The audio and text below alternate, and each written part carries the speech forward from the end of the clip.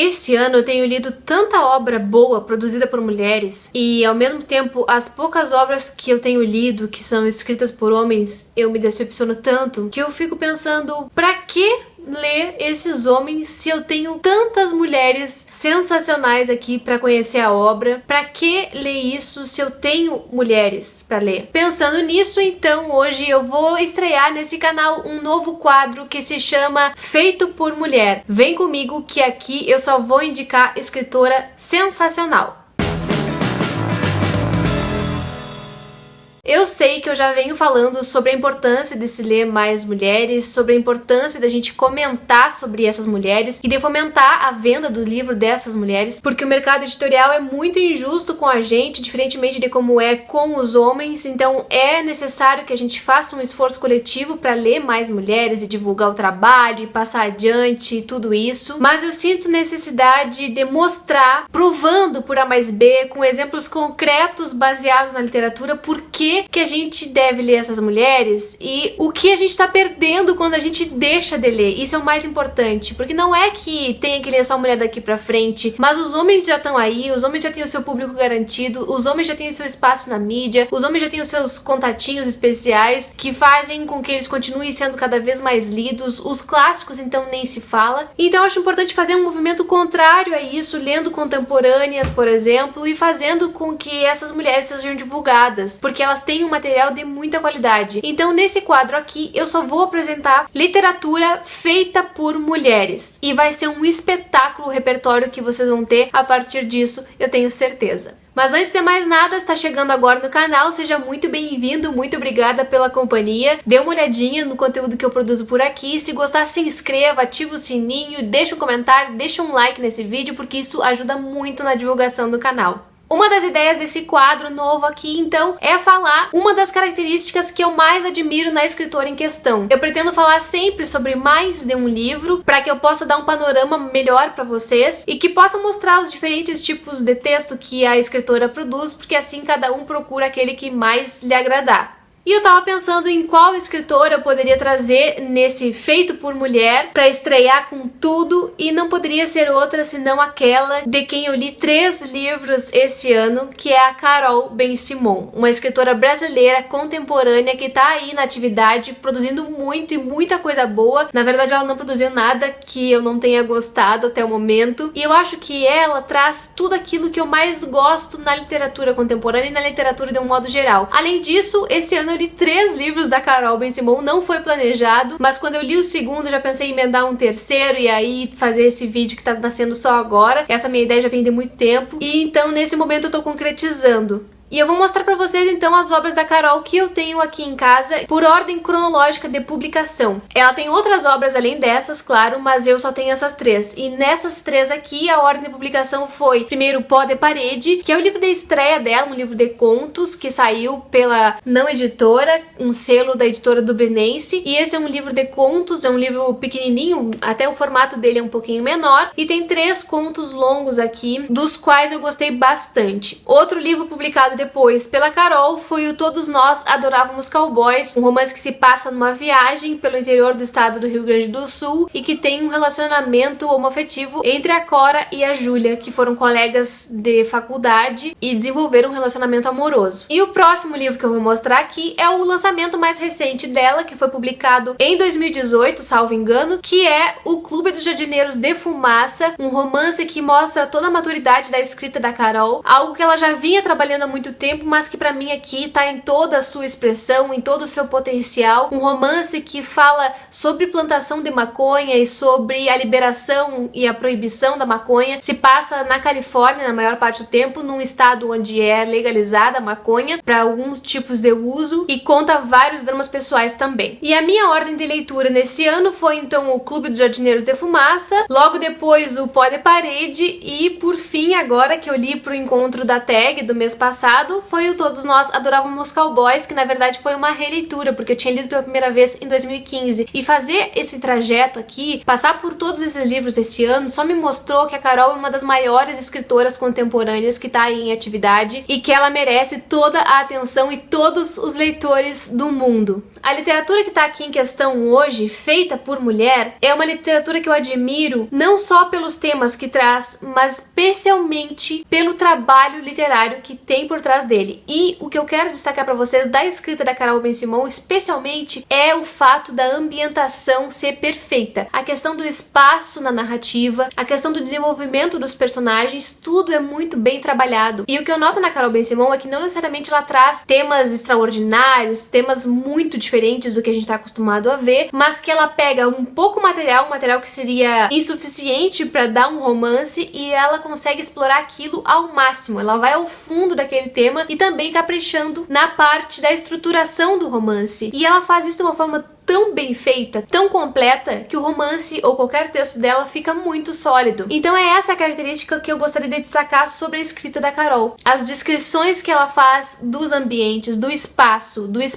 físico, mas não somente isso. E para me ajudar a dar a ideia que eu tô querendo passar aqui para vocês, eu fui buscar ajuda no livro Sujeito, Tempo e Espaço Ficcionais, que é um tipo de livro introdutório da teoria da literatura, de autoria do Luiz Alberto Santos e da Silvana de Oliveira, que saiu pela Martins Fontes há bastante tempo. Esse livro já é bem antiguinho. E esse é um livro que se usa, por exemplo, nos cursos de letras, na introdução, porque na primeira parte ele delimita algumas coisas como tipos de narrador, tipos de visão, o que é o tempo, o que é o espaço dentro da narrativa, e não só na narrativa, mas também na poesia. Então é um livro que serve bastante para quem tá começando. E aqui ele tem uma parte que fala só sobre o espaço e da importância do espaço dentro de uma narrativa, que é algo que eu admiro muito na escrita da Carol e que às vezes eu sinto falta em outros tipos de escrita, em outros escritores também, especialmente em livros de estreia do autor. E ele fala o seguinte: o espaço da personagem em nossa narrativa é como um quadro de posicionamentos relativos, um quadro de coordenadas que erigem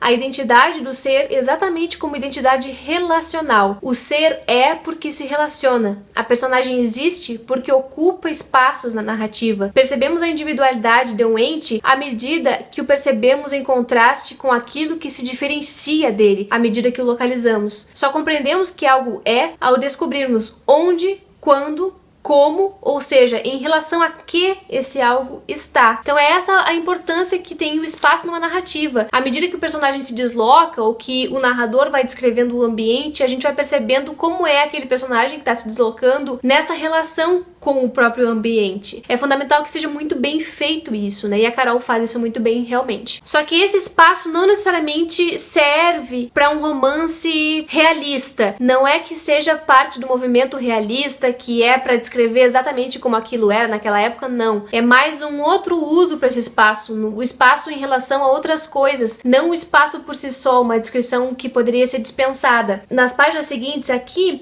diz o seguinte: o componente físico, paisagens, interiores, decorações, objetos, condiciona o desenrolar da ação, o trânsito das personagens. Por outro lado, quando a perspectiva se abre, torna-se possível pensar o espaço enquanto lugar que abarca tanto configurações sociais, o chamado espaço social, quanto configurações psíquicas, o espaço psicológico. E é isso, é exatamente isso aqui que eu vejo nas narrativas que a Carol Ben-Simon traz. Tanto o espaço social, como o espaço psicológico, o espaço se relacionando com o interior dos personagens. Mas enfim, agora que eu já fundamentei essa partezinha, eu quero passar então pros romances. Eu não vou fazer resenha de cada uma das obras, porque esse não é o objetivo desse quadro aqui, feito por mulher. Esse quadro é para ressaltar a relevância da obra como um todo e não as obras especificamente. Mas é claro que eu vou tocar um pouquinho na história só para dar uma contextualização para vocês. E o primeiro livro que eu li dela em 2019 foi O Clube dos Jardineiros de Fumaça. Eu li justamente num período em que eu tava fazendo um vlog de leitura, caso vocês não tenham conferido ainda, vai estar aqui no card para vocês darem uma olhadinha. E lá eu mostrei, né, todo o meu processo de leitura e quanto esse livro tava me impactando, quanto eu tava achando bom, e continuo achando tudo isso. Esse livro aqui, então, se passa na Califórnia, basicamente. A gente tem como protagonista o Arthur, mas também a Tamara. O Arthur é brasileiro, gaúcho, e teve que ir pra Califórnia por um motivo que eu não vou contar. Mas ele acaba se envolvendo com a questão da produção e do consumo da maconha. Ele vai se envolver então com pessoas que plantam a maconha e vai ver de perto como funcionam essas plantações. Mas é um romance que não se encerra nisso, ele é muito mais profundo. Ele traz diversas personagens. Tem a Tamara, que ele conhece lá, que trabalha num restaurante e com quem ele desenvolve uma relação ali, um relacionamento, e que eles vão ali se conhecendo e também tentando entender o outro. Esse romance aqui é muito sobre amadurecer, sobre tomar decisões na vida, sobre aceitar o processo de envelhecimento, sobre lidar com morte, tudo isso junto. E ele é muito bem desenvolvido porque ele tem, inclusive, muitas páginas, né? Mais de 300 páginas aqui, em que a Carol consegue caracterizar todos esses personagens, trazer diversos pontos de vista diferentes sobre o mesmo tema. Então aqui a gente tem personagens que plantam maconha, a gente tem personagens que são contra a plantação de maconha e o consumo também, a gente tem a parte legal da coisa, a parte jurídica, sobre proibição ou não, a gente tem pessoas que usam para tratamento de saúde, a gente tem pessoas que consomem na figura dos hippies dos anos 70, a gente tem pessoas que saem do Brasil, jovens, e vão pra Califórnia porque acham que lá vão ter mais oportunidades, inclusive nesse ramo, vão pra lá pra participar e ganhar algum dinheiro na produção, e nenhuma delas diz nenhuma verdade absoluta. São vários pontos de vista que mostram que uma situação dessas não pode ser unilateral e não tem como ser. Tem muita coisa envolvida, tem muita coisa em jogo, e a Carol não simplifica todas essas questões que poderiam ser super polêmicas. Pelo contrário, ela desenvolve muito bem. Ela traz dados também da mídia, da imprensa. É um romance que tem um fôlego muito grande e uma base de pesquisa muito bem feita. E além de tudo, claro, a gente tem ao mesmo tempo acontecendo todas as relações entre as personagens, relações familiares complicadas, que mostram todo o lado humano de todas as pessoas que tem aqui nessa história. E eu acho que esse é um romance de consolidação, digno do amadurecimento de uma escritora. Acho que ele não tem defeitos nesse sentido e pode não ser uma história que vai mudar a vida de alguém. É diferente de outros livros, por exemplo, que eu acho que são necessários pelo tema. Esse aqui talvez não seja necessário pelo tema, não diria que é um livro indispensável pela história, mas é um romance perfeito, muito bem construído, um romance que mostra toda a qualidade literária contida aqui na escrita da autora, e é um romance que é brasileiro e merece toda a nossa atenção. Ele se passa um pouco também no Brasil e ele trata de questões que nos dizem respeito. Então eu recomendo muito esse livro, especialmente porque ele é uma grande obra da nossa literatura contemporânea.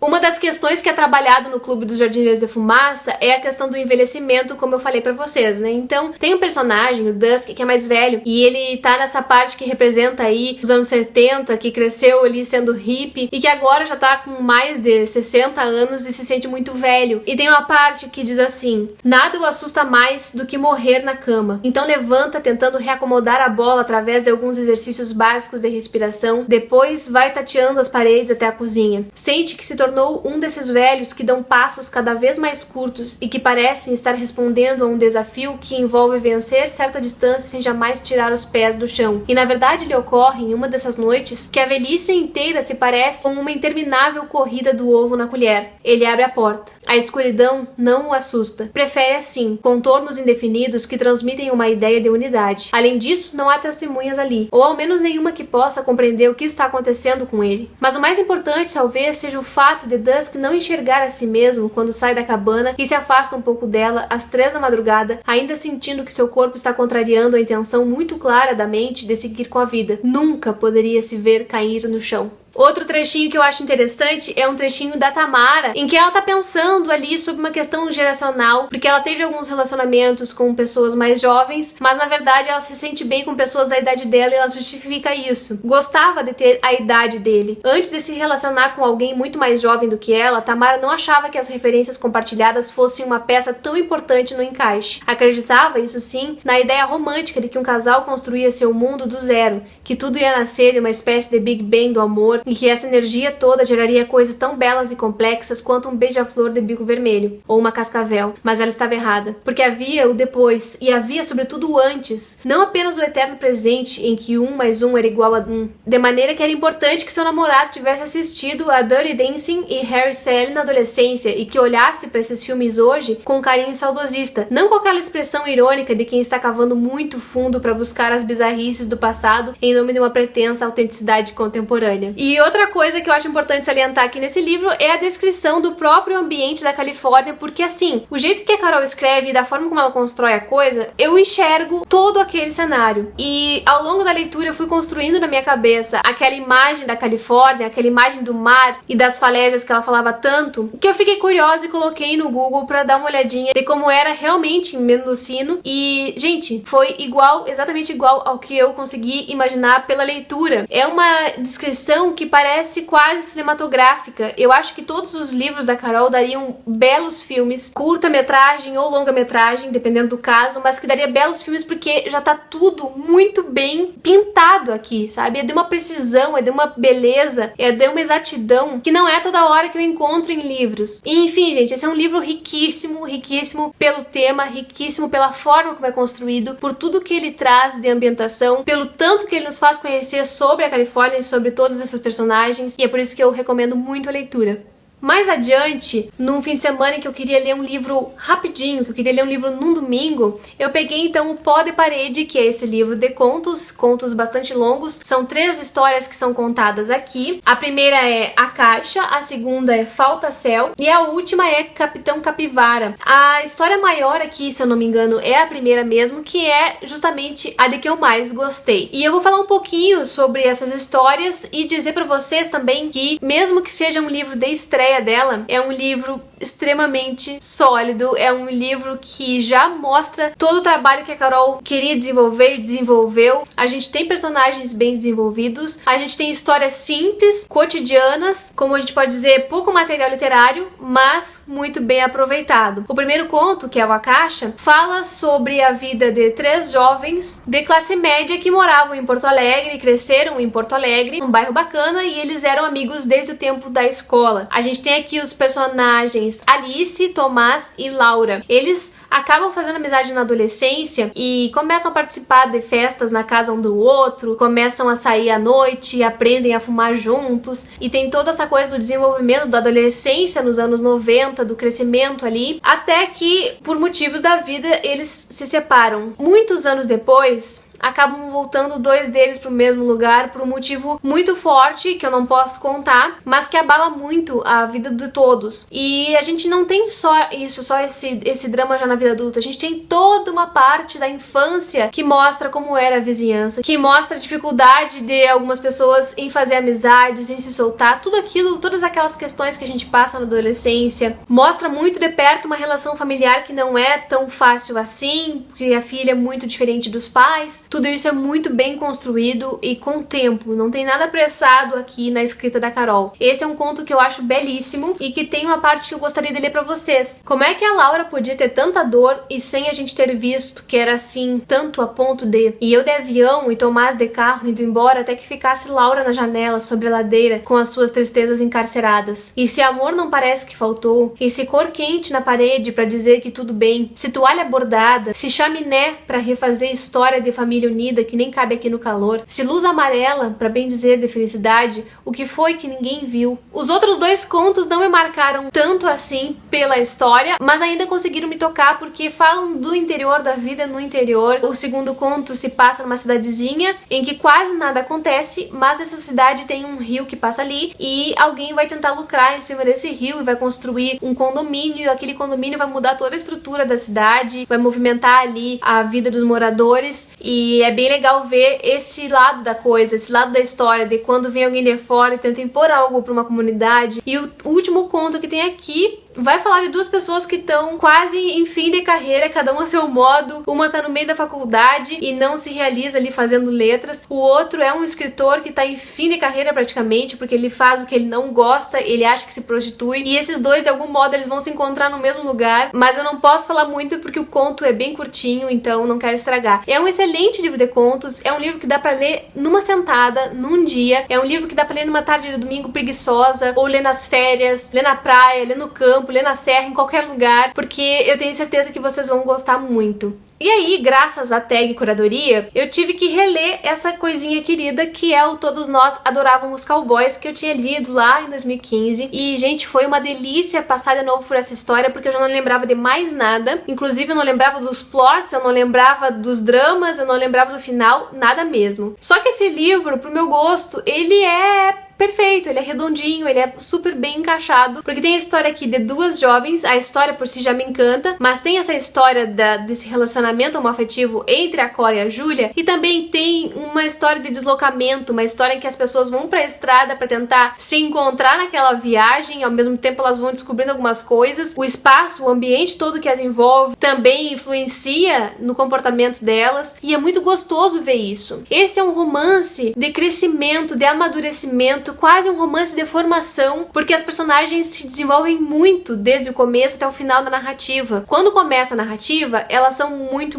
imaturas e agem de forma quase inconsequente em relação ao seu comportamento com as outras pessoas, não somente em relação às duas, ao relacionamento amoroso delas, mas nas coisas que elas não conseguem se comprometer, nas responsabilidades que elas não conseguem assumir, porque cada uma tá lidando com os seus problemas, fugindo deles ou tentando disfarçar. Então, se nesse aqui eu falei que é um romance de amadurecimento, em que os personagens já estão lidando com essa parte da vida, esse aqui é um romance bem mais juvenil nesse sentido, porque as personagens são mais jovens e elas ainda não sabem muito bem o que fazer, como proceder na vida. E esse romance me pega também porque ele se passa todo no Rio Grande do Sul, inclusive ele passa pela minha cidade natal, Bagé, e é muito engraçado ver a minha cidade sendo descrita aqui, e além disso, todas as outras cidades, muitas das quais eu conheço porque já passei por elas, coisas da cultura gaúcha, que é olhado de certa forma como se elas fossem de fora mesmo, um olhar mais crítico sobre os costumes, sobre as tradições, sobre a vida no interior. As duas personagens são acostumadas com a cidade de Porto Alegre, embora uma delas seja do interior, e elas, quando viajam então pro interior do estado, algumas coisas são chocantes, algumas coisas chamam a atenção delas, especialmente da narradora em primeira pessoa, que é a Cora, e é sob influência dela que a gente tá quando lê esse romance, e por isso a gente compra muito a ideia da Cora. Mas aos poucos, as coisas que a Júlia pensa vão aparecendo também na narrativa e vão dando esse contraponto e vão dando o conflito que existe nesse relacionamento, que elas estão tentando descobrir como fazer funcionar. Elas se reencontram depois de muito tempo e fazem essa viagem, então é muita coisa com a qual elas estão lidando. E talvez tenha gente que não se interesse muito pela história porque passou da fase, porque não se interessa por questões um pouco mais da nossa juventude, talvez, mas eu tenho certeza que todo mundo passou por alguma coisa nesse sentido, por alguma desilusão, por alguma insegurança nos relacionamentos, e é nessa parte que a gente sente a identificação. Além de tudo, me identifico muito com a linguagem, porque aqui elas falam a língua que eu falo, elas falam o português com a conjugação que eu falo, usando o pronome tu, com a concordância do você, e então a gente tem essa coisa que não tá dentro da norma, mas que me aproxima muito do texto e me faz sentir mais íntima das personagens. E uma parte que eu acho interessante aqui é a parte em que ela fala sobre o crescimento, sobre a relação com a mãe dela, sobre como ela era diferente da mãe dela, a Cora no caso, que a mãe dela tentava dar passos mais seguros, enquanto ela, como jovem, só queria viver e experimentar as coisas. Ela diz assim: é claro que eu faria amigos que não valiam 2 centavos, o rosto simpático só esperando eu dar as costas pra daí comentar sobre meu jeans rasgado quase na bunda. Aquilo era coisa de quem gostava de aparecer. Eu ia engolir os 10 comprimidos de uma cartela e vomitar na casa de um garoto de cujo nome eu não me lembrava. E isso tudo só pra enxergar alguns míseros raios de luz. Eu ia ficar a noite toda esperando por algo que não aconteceria nem se eu aguentasse uma semana inteira sem dormir. Eu ia me apaixonar por pessoas que mudavam de ideia rápido demais. Dos acertos faziam parte os erros. E eu não me importava de chorar pelas coisas que eu havia escolhido, porque por mais dura que fosse a queda, sobrava a sensação de que até elas tinham lá sua beleza. Mas minha mãe sempre tivera mais medo da vida do que devoção à vida. Aos pouquinhos essa personagem vai crescendo, assim como a Júlia também vai. E sinceramente a história delas me interessou bastante, eu me envolvi muito com o crescimento dessas duas e com o relacionamento delas, claro. Sobre a questão da ambientação, do espaço, que eu disse que ela faz isso muito bem, eu vou dar só um exemplo pra vocês que tá nesse livro aqui, porque eu acho que vale realmente a pena. Ela tá descrevendo um lugar abandonado ali, onde a Júlia, quando jovem, vai até ali para poder encontrar o irmão dela, que se reúne com os amigos nesse local, e ela diz o seguinte: o moinho parece um L deitado. Na parte longa, há uma porção de nomes em spray de gente com sérios problemas de caligrafia. Cabeção, Batata e Ana Maria Forever. Mas o mundo vegetal está disputando espaço com as pichações, de maneira que algumas delas já foram encobertas por folhas e galhos extremamente adaptáveis. Samambaias nascem do concreto a 3 metros de altura. Uma trepadeira começou a se infiltrar pelos buracos que as vidraças deixaram. Se Júlia continuasse parada diante do moinho por uns 10 anos, veria a natureza ganhar de virada, um setor do prédio ruir, a chuva entrando pelo telhado em frangalhos, um tapete verde de musgo que cobre o vazio das tábuas, as colônias de insetos, os pássaros, os roedores cravando os dentes em um velho mural de avisos. Só que ela está com muita pressa. Dá a volta no prédio, encontra uma abertura entre duas tábuas úmidas e então se arrasta pra dentro. Esse é o tipo de ambientação que a Carol faz aqui, sem falar todas as descrições das estradas, das ruas, das casas, das cidadezinhas. Quem conhece as cidadezinhas se sente ainda muito mais dentro delas, mas quem não conhece também é possível de criá-las por causa dessa leitura, e também é um dos pontos fortes desse livro. A releitura foi uma delícia e esse já se tornou um dos meus livros favoritos da literatura contemporânea e talvez esteja nos favoritos no final do ano. Então é claro que eu recomendo, caso alguém não se interesse pelo tema, por exemplo, que tem no Clube dos Jardineiros da Fumaça, tem esse romance aqui que é perfeito, que vocês podem ler e podem se deliciar. E é isso, eu espero que vocês tenham gostado desse novo quadro feito por mulher, um quadro que vai trazer só literatura da boa, literatura porrada, que vai fazer vocês lerem e pensarem por que eu perdi tanto tempo antes de ler isso aqui, por que eu tava lendo homens com histórias que não são tão boas assim, se eu podia estar lendo essas mulheres. É isso que eu quero com esse quadro e eu espero que vocês comprem essa ideia, que vocês transportem essa ideia pro Instagram ou pros seus canais, se tiverem canais, porque eu quero fazer com que a gente leia mais mulheres mesmo, mostrando a qualidade da obra, da produção dessas pessoas, dessas escritoras que são muito talentosas, então só esperando a gente encontrar os seus livros e falar sobre os seus livros. Comenta aqui embaixo se vocês já leram alguma coisa da Carol Ben-Simon, comentem se ficaram com vontade de ler ou não. Se quiser participar do Feito por Mulher, fica à vontade, é só reproduzir e dar os créditos, me marcar em qualquer rede que for. Muito obrigada pela companhia até aqui e a gente se vê no próximo vídeo.